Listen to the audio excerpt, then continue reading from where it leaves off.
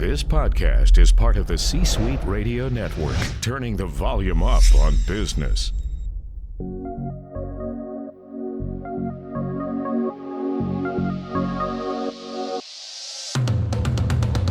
Welcome to the Keep Leading Podcast, a podcast dedicated to promoting leadership development and sharing leadership insights.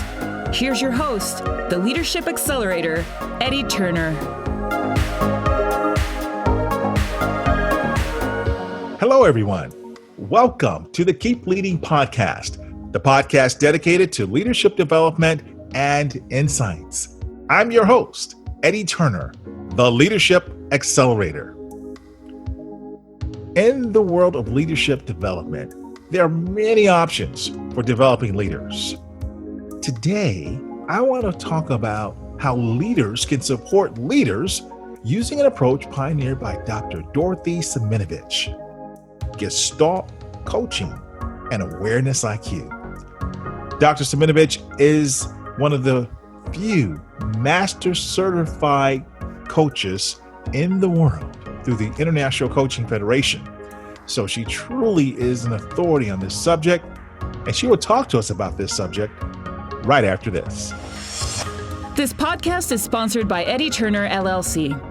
Eddie Turner, LLC delivers executive and leadership coaching, professional speaking, facilitation services, and management consulting across the globe. Eddie Turner, LLC also creates voiceovers, serves as a master of ceremonies, as a panel and event moderator, and provides national media commentary. Visit eddieturnerllc.com to learn more. Hello, everyone. Welcome to the Keep Leading Podcast, the podcast dedicated to leadership development and insights. I'm your host, Eddie Turner, the Leadership Accelerator. I work with leaders to accelerate performance and drive impact. In the world of leadership development, there are many options to help leaders develop.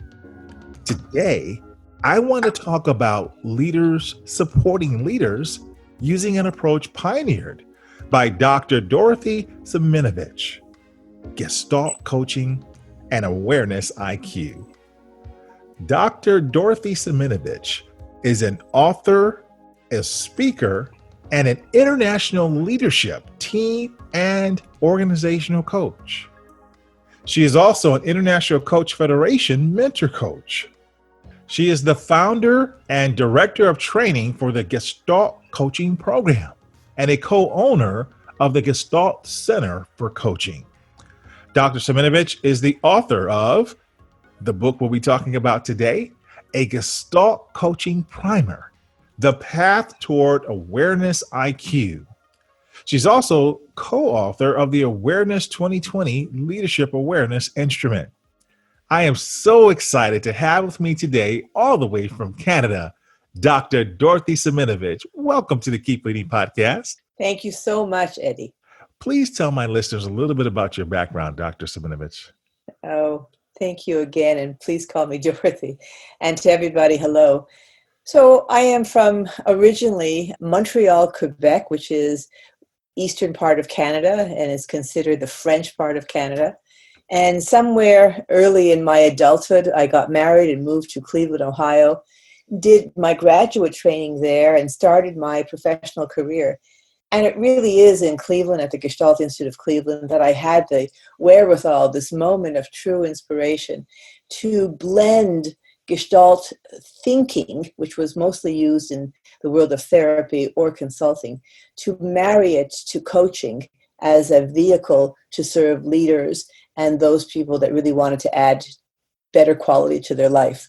So for the past 20 years, I would say that I've been really going around the world, a lot in Istanbul, Turkey, and teaching Gestalt coaching to those who want to learn how to be an executive coach and also an applied coach, but mostly those who want to learn how to be executive coaches to leaders who carry so much importance in our world and also mystery about how to serve them. It's a little bit about me. I live part-time in Toronto, sometime in Cleveland, and a little bit in Istanbul. All right. Well, you get around. It's quite lucky, I think. Well, I feel quite fortunate to have met you. I met you just a short time ago because you and Dr. Marsha Reynolds ran a coach mastery workshop there in Canada where you live. And it was one of the most transformational events of my life. And I don't say that lightly. Thank you. It honors me to hear you say that. And it was a wonderful workshop. It was on our inaugural version of those people really wanting to take their coaching to a higher level of mastery. We were thrilled that you came, and at the group that arrived, we say that those that came were the right people. Thank you. It really was. And we are all still connected and still meeting and messaging each other and helping each other continue to grow that level of mastery.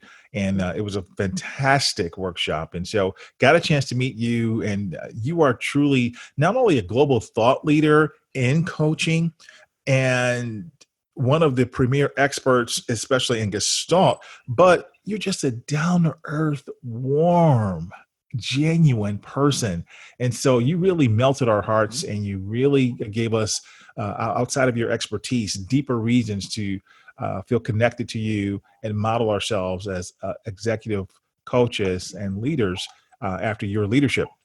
Now, something else I neglected to say that is pretty important about what you do is you're not just a regular executive coach.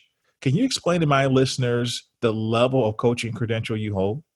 Yes, I'm glad to be able to say that I'm a master certified coach through the ICF, which I think it's designed to stand for the best that we can do at the level of certification. And so, for those who may not know, the ICF is the International Coach Federation, the largest and the most recognized credentialing organization in the world. And so, to hold the MCC is not light. That's not a light credential. It is the top credential. And not only do you hold an MCC, which less than 1% of coaches in the globe have, how long have you held that MCC? Well, you're asking the big questions. 2004.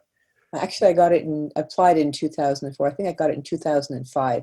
I've renewed. You have to, every 3 years, you have to renew your credential. And to do that, you need to take 40 hours of coach training. And again, I think that's a commitment to all ongoing learning.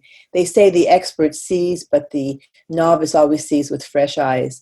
And I think no matter what level of mastery we have to keep asking ourselves, am I still learning?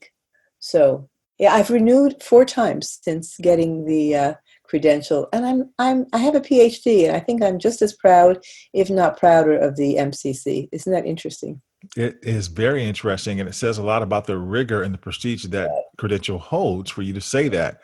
So yes, not only are you one of the top coaches in the world, but you've held that credential almost as long as it has existed. And so that's not something to take lightly. That's a pretty powerful thing to be able to say. And all the more so why that workshop you and Marsha Reynolds held was so important and so pivotal for those of us who were privileged to attend, because we're able to learn from two of the best in the world. And so, but there's something about you that stretches outside of just general coaching and your credential as a coach. You took things to another level and you have pioneered something where you've married two worlds, coaching, and as you mentioned in your introduction, the practice of Gestalt. So can you tell us, what is Gestalt coaching? Well, it's exactly, in some ways, you gave the answers. It's two worlds that's come together. The first world is really this new world that's now some 22 years old. Basically, we think coaching. What is coaching? It is a collaborative encounter between the client and the coach in service of the client's learning agenda. Very democratic learning experience, which is very needed in today's very demanding world. But Gestalt thinking has been around for actually some 80 years, even a little longer, with the early studies in perceptual psychology. And Gestalt thinking has been mostly used in the world of therapy or consulting. And I had the kind of moment of, I would call it entrepreneurial illumination, where I truly envisioned, Gestalt married to coaching, because Gestalt thinking allows us in the coaching experience to understand the person a whole system approach, from an analytical approach, from an emotional approach, from a heart-centered approach, and also from a somatic approach. So it's a way of being able, literally as a coach, if you have Gestalt training, to see the client in multiple dimensions. You see them from what you're noticing, but you also use yourself as an instrument to kind of get a sense of, what am I noticing about the client that's standing out, based on perceptual cues, somatic cues, emotional cues, and behavioral cues. And all of that has actual conceptual theory and tools from the Gestalt approach that assists us in reading the client. So that's pretty powerful. And when I say reading the client, Eddie, I don't play cards, but those people who play cards, think really about poker. This is kind of an analogy. People that play poker are able to read other people, whether they're holding good cards or holding bad cards. It's kind of something called a tell. Yes. I love those stories about that. But that's a very kind of interesting way of understanding the Gestalt approach. We get trained and begin to understand ways of reading our clients based on the tell, which could be perceptual, which could be emotional cues. The face, the eyes, the mouth, the movements gives us a sign what's happening, that we can read the kind of, are they interested? We can read that. Are they not interested? We can read that. Did something just happen, no matter what they're saying, that we need to pay attention to because something shifted for them? Again, it's something very small, but we can be actually reading that based on these kind of cues that we get if we're really trained from Gestalt system thinking. Thank you. Now, there's a couple of phrases you use I'd like to break down just a little bit for our audience. So can you tell me where the word Gestalt comes from? Yeah, I know it's the question everyone always asks, Eddie, because it's a German word. Gestalt, it's a German word that means the whole. And basically there's a phrase, and it's pretty mainstream, people always use this phrase, the whole is greater than the sum of its parts. And you think of a face, you see the face, even if maybe you're missing some feature of the face, you'll be able to recognize someone's face based on their eyes, the whole from a feature. Or you just see the outline of a person's face, the whole. You may not even see the mouth. You go, okay, that's Eddie's head. Because because we actually think in wholes. So isn't it interesting, name that tune. You hear a little bar from music and you're able to name that tune. Some people can name it in a very short bar. Some people need a whole chord. Because we actually fill in what we think is missing to get the whole. And Gestalt is that concept that really describes that. So if you think of this phrase, give me a picture of what you're talking about. That's a Gestalt. So when we say, what's your Gestalt, we're saying, what's your picture of this situation? What's your Gestalt of this issue? What's your picture of this issue? And that's actually, you think about it, picture is more than 1,000 words.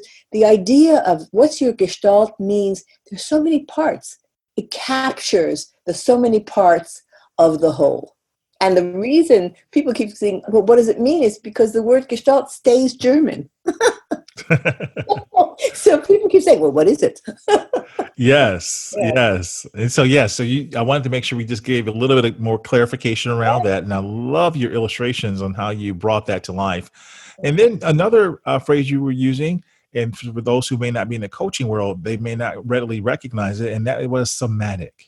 Yes. Well, the idea of being able to read a person's kind of relevance of what's happening in the moment, or even their character based on the way they're standing and moving. We know that the way a person stands already conveys a lot about their life story. Do they stand a little bit forward and slouched over? Do they stand backwards and kind of apprehensively waiting? It's an interesting, right there, we can already tell a story. They say that biology, the way that you're feeling about something becomes biography. So somatics gives us kind of the eyes of being able to recognize what's going on with a person just by how they are embodied, how they're standing, how they're sitting, how they're eating, how they're looking. It's the embodiment that we start reading. Or I would say this, the lack of embodiment. Someone says to you, I really care about something. And you hear the voice and you go, okay.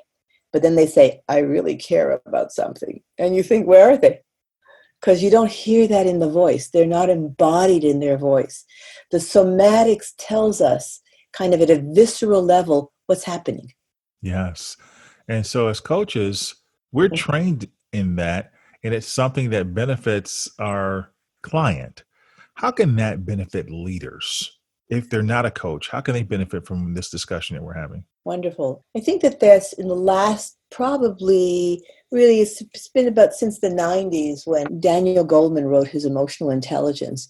And many people would always know emotions are important, but in organizations and leaders, emotions were considered to be troublesome, in the way. And in the last 25 years, there's been a paradigm shift of really recognizing that those soft skills, those soft cues, the emotional intelligence, which is the intelligent use of your emotions, being able to become more self-aware of that is so critical in being able to both manage yourself, be self-aware, and also understand and work with people. So that's where if I can read my emotional cues, then I understand what's going on with me. And not only that, I will then be more able, if I can read myself, I will be more able in reading other people.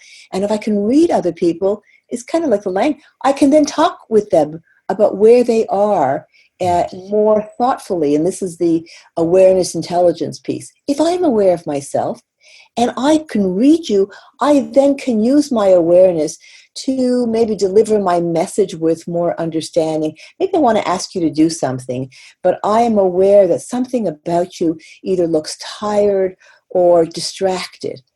Instead of just giving the order or the request, I may even say, I'm going to ask you for something. I'm not sure if this is the best time, but I'd like to ask you, given everything that's going on, would that be okay? I might deliver my message as a leader with more thoughtfulness and more understanding of what's happening in the moment that nothing else could give me except my emotional capacity to read the situation. And Eddie, for so many business leaders, that really is the underdeveloped side. What do we notice in terms of business leaders? We notice that most business leaders arrive at being a leader because they have analytical skills. They have strategy skills. They have deliverable skills, execution skills. And where do they need to develop themselves? The soft side of being able to read people. And here's the other thing, read themselves. Yes. Yes. And they have not really gone to school for that. And as a person becomes higher in their leadership status, what we know is that syndrome of more and more people telling them less and less. Yes. So lonely at the top is an old syndrome that we know about, but we see it enacted all the times where people would say, and I have clients who tell me, well, nobody tells me. Well, they're afraid to tell you. And they're also, are you aware of your signals? Are you aware of your emotions? And this is where I think that we as coaches, particularly, how do we co-create a very safe learning environment for our leaders? Because leaders have so much pressure put on them to be strong and to take risks but not fail. Well, that's a very impossible situation. Yes. So where is a safe environment for them to have kind of a dress rehearsal of how can I look at that in a safe way so that I don't feel so naked publicly? Very interesting. So, wow. Thank you for sharing that and getting us off to a great start here, Dorothy. Enjoying this discussion with Dr. Dorothy Siminovitch, and she's talking to us about Gestalt coaching and how we use this to help leaders support leaders. We're going to pause for a word from our sponsors at this time, and we'll be back right after this. If you're a small business owner looking to grow or expand your business, check out On Deck Business Loans. On Deck offers business loans online from $5,000 to $500,000, and their simple application process only takes 10 minutes. Unlike banks, they'll give you a decision quickly, and funding is as fast as one day. Get a free consultation with an On Deck loan advisor. Visit ondeck.com/podcast. This podcast is sponsored by Eddie Turner, LLC. Organizations who need to accelerate the development of their leaders call Eddie Turner the Leadership Accelerator. Eddie works with leaders to accelerate performance and drive impact. Call Eddie Turner to help your leaders one-on-one as their coach, or to inspire them as a group through the power of facilitation or a keynote address. Visit eddieturnerllc.com to learn more. This is Lou Diamond from Thrive Loud with Lou Diamond, and you are listening to the Keep Leading podcast with Eddie Turner. We're back. We're talking to Dr. Dorothy Siminovitch, and she is telling us about Gestalt coaching and how leaders can more effectively lead other leaders. And so before the break, Dorothy, you were explaining the details about what Gestalt coaching is, where it comes from, and why it matters for leaders, and how it really is a leadership competency that you're building in the folks that you run through your organization. And so we talked about the definition that your book was based on, but there's something else that you share in your book that I'd like to talk about. And you have come up with this phrase about awareness IQ. What is awareness IQ? Well, thank you. I think, again, I'd like to identify what I think is happening as a paradigm shift in the world, where it's always been important to get knowledge, and it still is. But one of the things that we understand today that drives knowledge is, in the moment, we may have to be adaptive, because even existing knowledge presumes history. It's something that we know, and it's already kind of formed, and we have knowledge about something, but the knowledge that we have may not have met the current circumstances that we are facing. And the current circumstance in the moment may have some emergent issue that the only way to recognize is through this phenomena called awareness. Awareness is a knowing in the moment of something that is emerging that maybe we know something about or we recognize as something. And one of the pieces about awareness now is, how do I recognize something in the moment and use that to deliver the knowledge or adapt the knowledge to meet the moment? And so the example I could give is, let's say a business leader goes into a meeting and he or she has a message to deliver. Communication is one of the key, deliverables of any leader, how to deliver this message, and they have the text really identified. And as they go into the meeting, what they kind of get a sense of is they can feel something is perhaps not quite right. They notice that people have a look on their faces, no one's really looking at each other, and people aren't even asking questions. There doesn't seem to be the same strong greeting that he or she typically gets. And one of the cues that are coming is something is going on.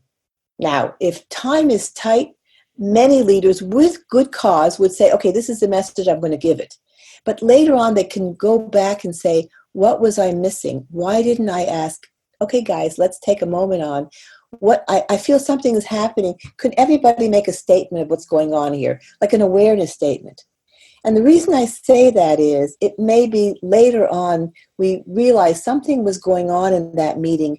And if the business leader didn't ask or raise this kind of sense of, I'm picking up some data in myself, or I have a feeling I'd like to check it out, they may have missed a moment that was very authentic, it was very important, and perhaps creates more safety for the team to ask that question. So awareness IQ is being able to recognize the kind of awareness cues that you're getting either in yourself or something that you scan for in the environment and acting on it. And when we don't act on a cue that we have a sense of later on, we will feel regret. Like, why didn't I ask, or why didn't I offer? And, there's a saying that it's the things that we don't do that we felt strongly about that we most regret later, more often than what we did do that we're sorry for. Now, is there a way for me to identify my level of awareness IQ? Yes, actually. Well, I joint ventured with Barbara Singer of Executive Core, and we created an inventory called the Awareness 2020, which I'm so proud to say was created off of the dimensions that I articulated in my book, Eddie. I'm almost embarrassed to say I'm talking about my book before you asked. But the book that I wrote, Gestalt Coaching Primer, one of the reason why I wrote it was most authors who had written about Gestalt thinking, and they were always brilliant, they always wrote in a very intense style. And one of the things that I wanted to do with Gestalt Coaching Primer was to make it very easy to read, because the material, Gestalt thinking, is actually, so many dimensions are happening at once, people can get confused. And so I wrote this chapter on something called presence and use of self, and that is, who am I and how do I use myself in the moment? And how I use myself is kind of a response to your question. How I use myself has to do with my own sense of, do I know what my gifts are? Do I know what my limitations are? Can I recognize awareness across what I say 7 dimensions? The first dimension is the dimension of values and recognition of what's important for me and for others. The second dimension of awareness is the dimension of creativity. We see things that are novel. Can we recognize what's exciting and novel, or do we just close down? That's an awareness dimension. The third dimension is the dimension of emotional intelligence, which we've been hearing about, but we keep hearing about it because it's so important to recognize.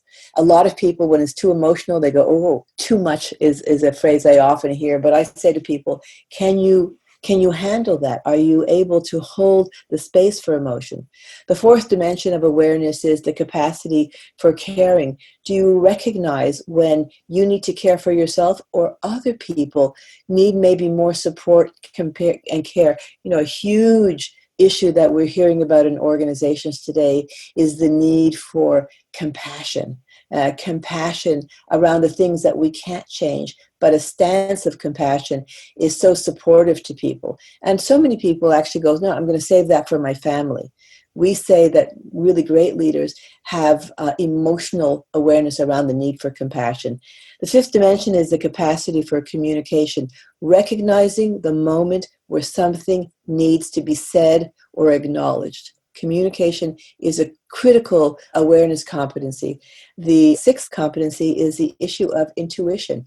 Can we recognize just a flash of intuition, which is data that you have arrived at without hard work? And it's interesting, there's new recognition of the need for intuition. You know why, Eddie? Tell me. Yeah, intuition is this sense of something that we need in a high age of uncertainty. So intuition was not something people really wanted to hear about in the 30s, the 40s, and the 50s. And lately, we're hearing a lot about your intuitive sense, because there's so much uncertainty in the world. And there's actually intuition training that people can take, which is important, because if people are trying to say, I have an intuition, but really is an agenda, that's an opportunity for dishonesty. How's that for interesting? I know that's a huge sentence right there. No, that's a lot. That's very interesting. So, because some people might argue or may wonder, is the gift of intuition unique to one gender over another? You said there's training, but has your research shown that one group has stronger intuition than another? I can't answer that one, but I can tell you something else. I can tell you that it seems to be something with birth orders. So my colleague, Beluth Naparstak, wrote a lovely book called Your Sixth Sense. And it turns out the middle or youngest child can be more intuitive than the oldest child, because the oldest child typically has to follow the rules. And when you have to follow the rules, you don't listen to your inner voice as much.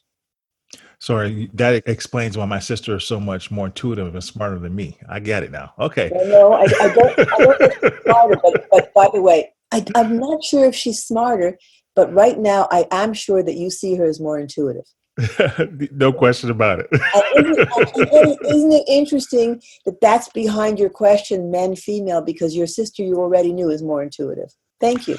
No, well, that wasn't behind the question, but I know Maybe. that at times when you were talking about certain skills like this, and we're talking about emotional intelligence, that there's been different research showing that one gender might exceed another, but also that's like the number one question that we get in our coaching process.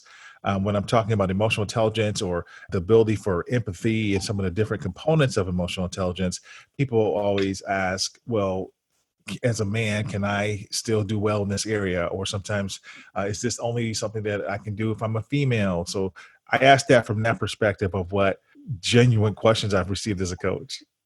Well, first of all, I so appreciate that you're asking. And I do think it's already, I know something about you and your sister, but I would say something to add to that is, I do think that the challenge for men to use themselves in this way, I would just say, though I'm not a man, my dissertation was actually on male generativity. So I must have been very interested in male leadership because at the time when I was coming up and doing my research, there were more men leaders than male leaders in the world. And I was just really fascinated. And I do think that the shoulds that men receive about being, allowing yourself to be vulnerable, which is this new wow in the world, Brene Brown, who talks about vulnerability is courage. Well, for many men, it also feels uncomfortable, like there was no support for it. And yet that's what the new call for that is. Because why? We know that it communicates authenticity to people. It Yes. sends a message that says, I am like you. I also suffer if my child is not well, if there's illness in my family. And yet for men, that's probably a challenge. For women, there is a different challenge about how to maybe package our emotional cues without this kind of stereotype that puts out, oh, well, it's female thinking. In fact, when someone says, this could be me, I'm a female, I always say, stop. How do you frame it as an opportunity? But once we start, focusing on the gender, what happens is we get sometimes exclusionary.